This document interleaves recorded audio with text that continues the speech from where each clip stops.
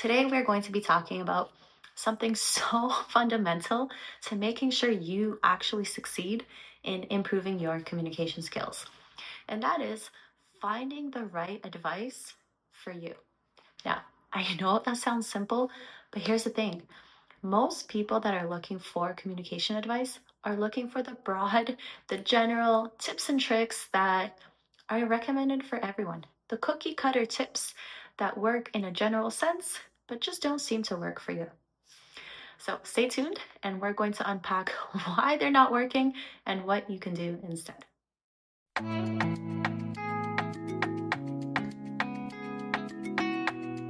Welcome to your 5-letter word.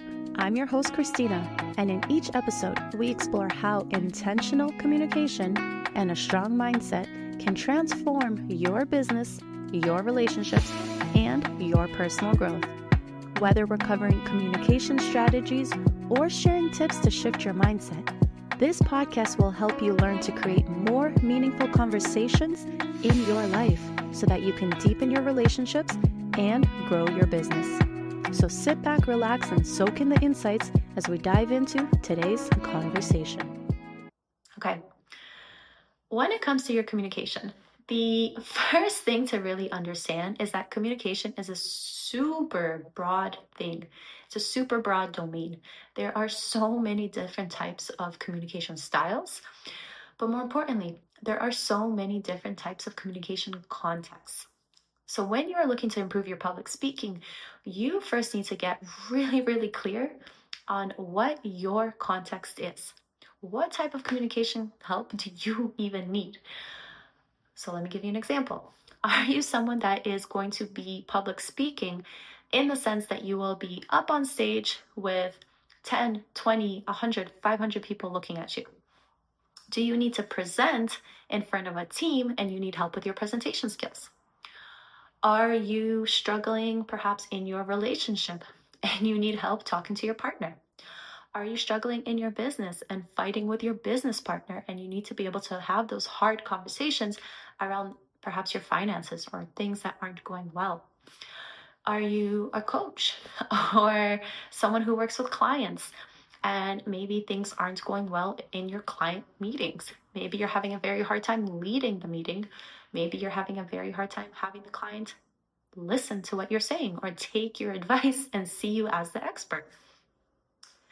Keeping this in mind, can you see how the general cookie cutter tips that you would get for someone who is public speaking would not be applicable to someone who's trying to convince their client to take their advice? They're just completely different things.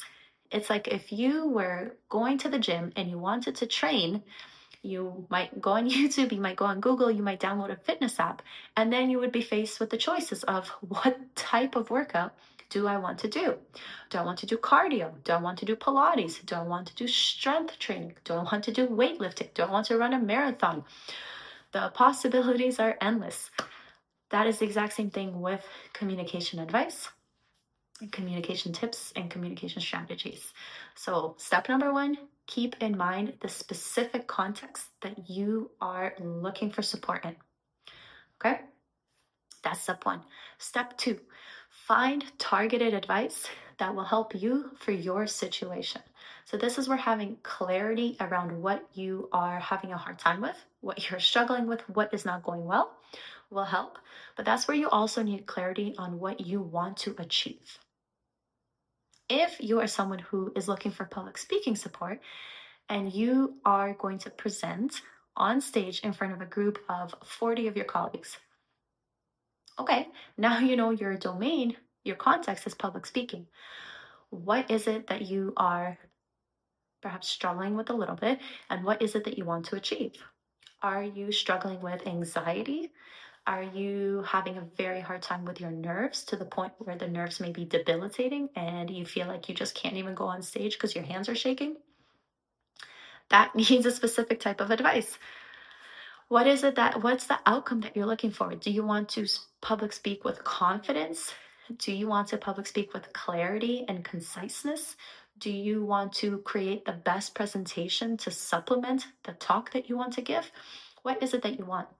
Get clarity on both things so that you're looking for the right advice to help you and the right advice to guide you to the point of where you want to be. Because if you're someone who's looking for public speaking advice, you may read advice about what to do before the presentation.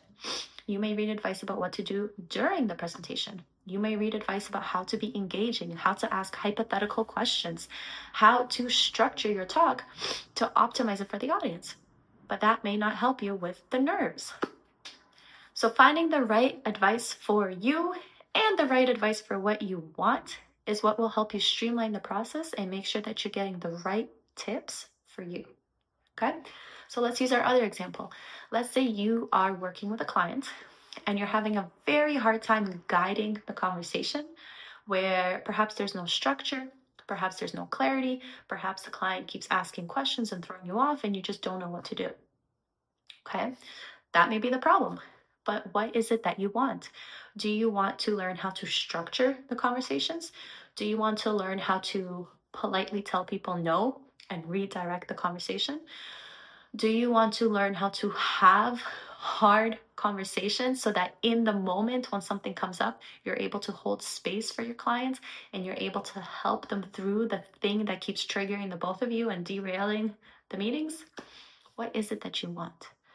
Get clarity on both things so that you're not only handling the problem, but you're making sure that you get to the right solution that you are actually looking for. Okay? Once you've done step one, once you've done step three is implementation. Not all advice is right for all people. Okay? Everyone has a different learning style. Everyone has different preferences. Everyone has different beliefs, different perspectives, different ideas of what is right, what is wrong, what is a good way of doing something, what is a bad way of doing something. That is okay. There is no one size fits all. At least that's my personal philosophy. Take the advice that you get for your context, for your problem, for the solution that you would like, and try it on for size. Try it and actually give it a go. You see, when we are first trying something new, it's very easy to dismiss it for not working. It's very easy to say, this isn't it. And that's not giving it a fair chance. So before you do that, give it a chance, give it a moment. Try it out more than once. The first time that you try anything new, it's completely normal to experience resistance. It's completely normal to suck at it at first, for it not to go the way that you expected. That doesn't mean that it won't work. It just hasn't worked yet. Think of a child who's learning to ride a bicycle. It's hard. It takes practice, it takes repetition, but it's that will to learn to ride the bicycle, is that desire to ride the bike that gets them to do it with the repetition, with the practice, with the support. We're no different. So let's say you are learning some strategies to give structure to the meeting. You've come up with ways to acknowledge what the client has said and to redirect the conversation the way that you want it to go so that there's structure. Well, it's not surprising if the very first time you try it, you feel uncomfortable, you feel awkward, you feel nervous, maybe you fumble, maybe you say it quietly because that anxiety hits you. Maybe the client doesn't react well to it because it's the first time they've heard you do it and they're so used to being in their own world and directing the conversation with where they want it to go. And that's okay. That doesn't mean it won't work for you. You just have to try a few more times to give it that realistic chance of, is this for me or is this not for me? Okay? So keeping in mind that everyone is different, everyone has different preferences and different learning styles and all that good stuff, some stuff actually will not be for you. And that is totally fine. It does not mean that there's anything wrong with you. Not at all. It just means that that tip, that piece of advice didn't resonate with you or your beliefs or your values or your way of doing things. That doesn't mean that other advice won't. Okay? So you've narrowed down your context. You've thought about your pain. You've thought about the thing that you want. And then you've found the advice for that, for the pain and for the solution. And then you try it. And you try it. You take some of it.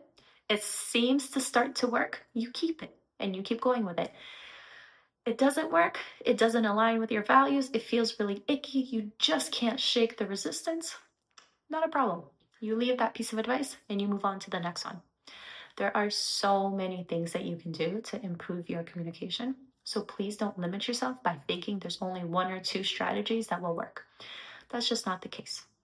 There's ample out there for you to improve your communication, no matter what context you are facing, no matter what your challenge is, and no matter what outcome you want for yourself. So don't give up prematurely because you are doing yourself a disservice at that point. Persist, stay with it, try something at least 3 to 5 times before you discard it to really give it that fair chance to see whether it was initial resistance, whether it was those initial training wheels you needed to get used to, or whether it's legitimately something that just does not work for you. As an example, many people experience a lot of nerves and anxiety around public speaking, especially when it comes to presenting in front of a group of people. Now, there's a ton of strategies out there for what to do. Some people say to write out a script of the entire presentation and memorize it. Some people say that's the worst thing you should do. Don't ever memorize a script because you will sound robotic and fake, and if you lose your place, you're gone. You can't come back to it. Some people, like myself, recommend a hybrid. Memorize bits and pieces, memorize the key points, practice going out of order so that if someone asks you spontaneous questions and you lose your train of thought, you're able to get back into things. Some people recommend rehearsing 10,000 times in front of the mirror, in front of a camera, in front of your friends, in front of strangers to get those reps in and get rid of the anxiety. Some people recommend deep breathing.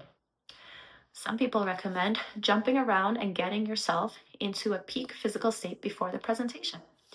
Some people recommend taking the nerves and the anxiety that you're feeling and telling yourself it's not anxiety, it's excitement. And I can go on. And I hope I've made my point. As you were listening to that list, how many of those things sounded good? How many of those things sounded a little iffy? And how many of those things were just like, I don't even know why that's suggested? That's my point. There's so much advice out there, and there's so much advice out there for you that will work. You just may not have found it yet, and that's okay. Don't give up. Keep looking. Just make sure you narrow down exactly what context you're in, exactly what your challenge is, exactly what solution you want, and then go through the different advice, trying it at least 3 to 5 times to give it a fair shot before you discard it and try something else. If you're aware of what your preferences are, if you're aware of what your learning style is, if you're just aware of what you naturally tend to gravitate to, start with those tips, start with those strategies. You can think of communication advice as a menu, the same way you would at a restaurant. When you sit down at a restaurant, let's say you've never been there before and you look at a menu, what do you naturally tend to gravitate towards? Are you an apps person? Do you like soups and salads and dippables? Are you like a gourmet person? Do you love perhaps the chicken sandwiches and you tend to go for anything chicken related? Do you love trying new things and you go for the things you've never heard before? Do you sort of play it safe? Do you always get the same drink everywhere you go? Who are you? What do you prefer? What are your preferences and your styles and your things that you gravitate to? Start with those, because those are way more likely to work than the tips and advice that you might read and be like, it is your initial reaction. Don't start there. Start with something that you read and you go, oh, yes, I can do that. And that's the one that you will start with. Okay? I hope you found this helpful. If you did, like, subscribe, leave me a comment. Let me know what your favorite part of the video was, what your biggest takeaway was. And if you have any requests, any suggestions for future topics, please let me know. Happy to accommodate those. And I'll see you in the next video. Take care. Bye. Thanks for tuning in to this episode of Your 5-Letter Word. If you found this episode helpful, please share it with someone who might need to hear it. And as always, I love to hear about your breakthroughs. I'm here to serve your soul a cup of peace and a slice of joy. Until next time, take care.